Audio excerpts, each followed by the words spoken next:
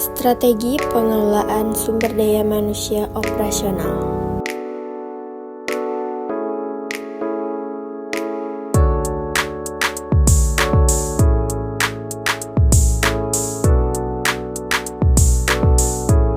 Kemajuan teknologi informasi dan komunikasi yang membawa perubahan pada lingkungan kerja membutuhkan karyawan yang ahli secara teknis dan dapat berkomunikasi secara efektif dengan pelanggan.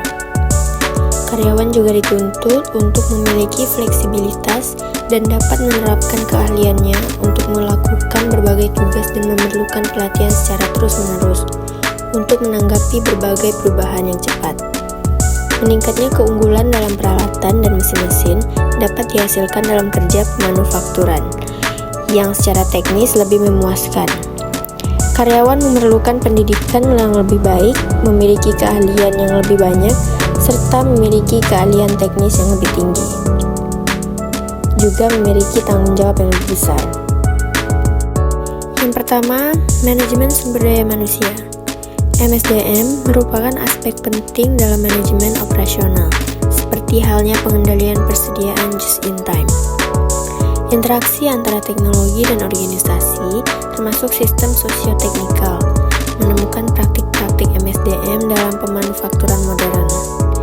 Penggunaan teknologi ditujukan untuk meminimalkan kebutuhan keahlian dan mengurangi pengambilan keputusan oleh karyawan. Pandangan tradisional menyatakan bahwa karyawan merupakan sumber daya yang tidak lebih berharga daripada sumber daya lain, dan merupakan sumber daya yang dapat digantikan dalam proses produksi yang harus dikendalikan dan diarahkan secara langsung.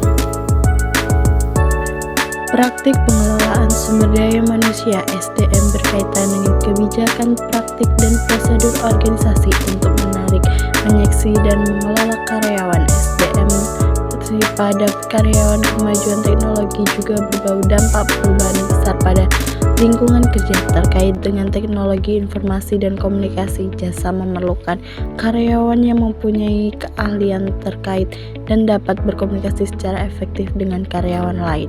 Oleh karena itu, perusahaan membutuhkan karyawan yang fleksibel yang dapat menggunakan keahliannya untuk melaksanakan berbagai tugas dan secara terus-menerus dilatih untuk menggunakan teknologi informasi yang berkembang sangat pesat. Perencanaan SDM bertujuan meyakinkan manajemen bahwa dalam perusahaan tersebut tersedia sejumlah karyawan sesuai dengan tempat yang dibutuhkan dan keahlian yang diperlukan.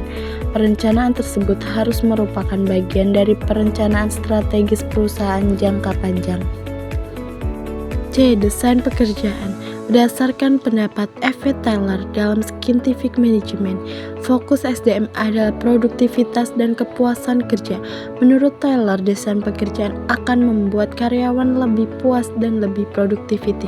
Oleh karena itu, rekrutmen dan seleksi, kemudian sosialisasi dan pelatihan, seperti supervisi dan kepemimpinan, juga berfokus pada perilaku dan hasil. MSDM merupakan tata cara manajemen mencapai produktivitas, sehingga SDM berfokus pada sasaran produktivitas. Salah satu cara memotivasi karyawan adalah pekerjaan itu sendiri.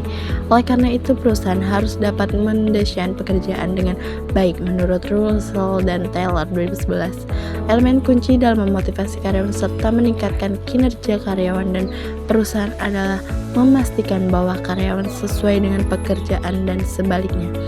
Hesbeck mengidentifikasi berbagai atribut penting dalam desain pekerjaan sebagai berikut: 1. Tingkat pengeluaran yang tepat. 2. Tingkat perhatian dan penyiapan yang tepat. 3. Tanggung jawab karyawan untuk mengambil keputusan dan kebijakan. 4. Pengendalian karyawan terhadap pekerjaannya. 5. Sasaran dan umpan balik pencapaian. 6. Kontribusi terhadap produk atau jasa yang berguna. 7. Kesempatan menjalin hubungan dan pertemanan personal. 8. Beberapa pengaruh melalui cara kerja yang dilaksanakan dalam berkelompok. Penggunaan keahlian. D. Desain tim kerja dan motivasi kerja karyawan. Akhir-akhir ini perusahaan menggunakan tim kerja dan desain kerja karyawan agar pekerjaannya disusun bagi karyawan lebih efektif. Manajemen harus dapat menjamin bahwa individu yang bekerja dengan kontribusi yang berarti bagi tim. Selain itu, untuk menghindari kebosanan karyawan, perusahaan yang melakukan eksploitasi pekerjaan, manajemen juga harus mendukung tim-tim kerja dengan menyusun sistem penilaian kerja yang memberikan penghargaan untuk mendapatkan prestasi tim, bukan prestasi kerja individu, sehingga karyawan dapat mengikuti ekspektasi pekerjaan tersebut dan dapat melaksanakan pekerjaan tersebut dengan kompleks.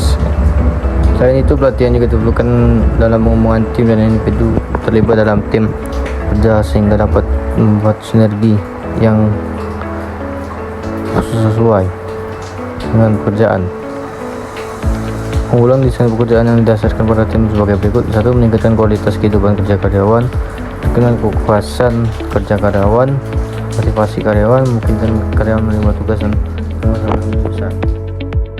Untuk melaksanakan desain pekerjaan, perusahaan harus memperhatikan tempat kerja karyawan, mesin, peralatan yang diperlukan karyawan dalam bekerja. Ergonomi adalah ilmu yang mempelajari kesesuaian hubungan antara karyawan dan mesin atau peralatan yang digunakan dalam bekerja. Kondisi tempat dan peralatan kerja yang ergonomis akan membantu memudahkan karyawan dalam melakukan pekerjaannya.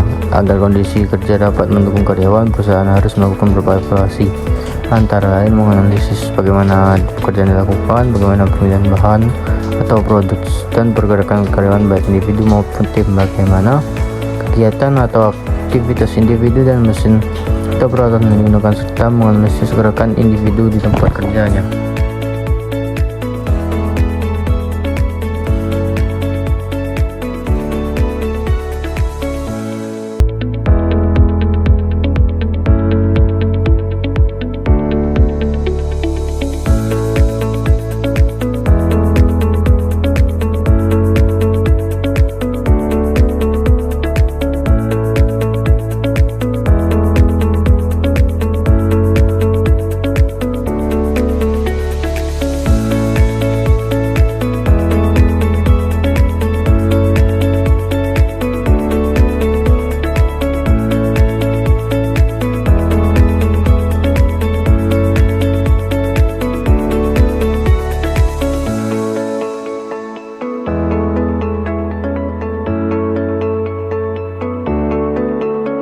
Thank you.